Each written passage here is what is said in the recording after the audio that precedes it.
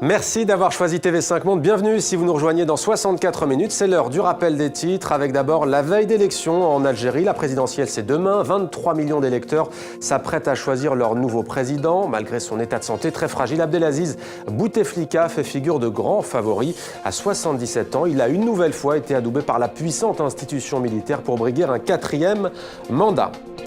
L'Est de l'Ukraine tombe aux mains des pro-russes. Les forces fidèles au pouvoir de Kiev, forces pro-européens, semblent en déroute. La France appelle ce soir la Russie à respecter l'ordre international. Quant à l'Alliance Atlantique, elle renforce sa défense dans la région et demain ont lieu des pourparlers présentés comme cruciaux à Genève, en Suisse.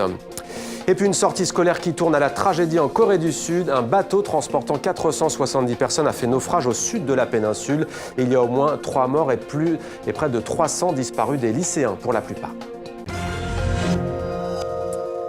Nous sommes ensemble depuis un peu plus de 60 minutes. Vous avez manqué le début de votre grand journal. Voici l'essentiel de 64 minutes.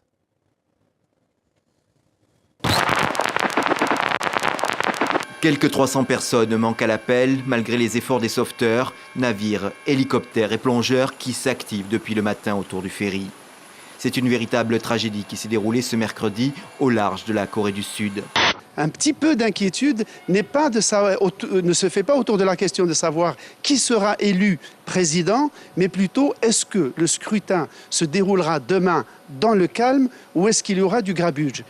Nous sommes dans le sud-est de l'Ukraine, qui toujours plus échappe au contrôle de Kiev. Il s'agirait de blindés ukrainiens détournés par des séparatistes qui les ont décorés du drapeau russe. Il faut trouver qui sont les opposants, les vrais opposants, parce qu'aujourd'hui on voit des troupes armées.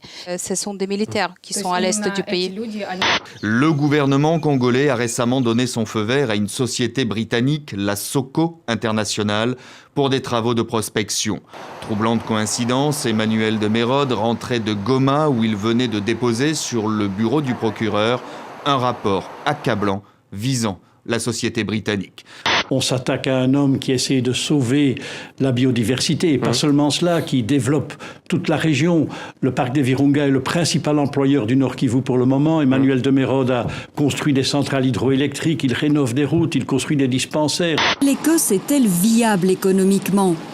Au nord-est du pays, Aberdeen est pour beaucoup l'exemple de ce que pourrait donner une Écosse souveraine. Aujourd'hui prospère, cette ville portuaire a clairement été dopée par le pétrole. L'indépendance de l'Écosse, ce n'est pas une direction de politique, ce n'est pas une élection normale, c'est une direction de société pour notre pays. Payer moins les jeunes au motif qu'ils sont jeunes, c'est quand même assez absurde, à un moment où par ailleurs notre voisin allemand, qu'on passe notre temps à regarder, est en train lui d'adopter un SMIC. Ben Stassen, c'est le roi de la 3D, le roi de l'animation belge, un des premiers réalisateurs à se lancer dans la 3D. Il faut voir African Safari en salle pour vraiment être emmené en Afrique.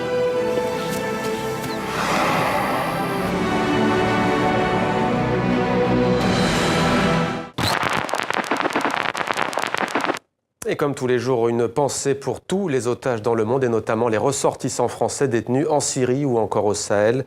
Nous ne les oublions pas. C'était 64 minutes, Le Monde en français, votre grand rendez-vous d'information. Merci à vous de l'avoir suivi. À demain sur TV5 Monde.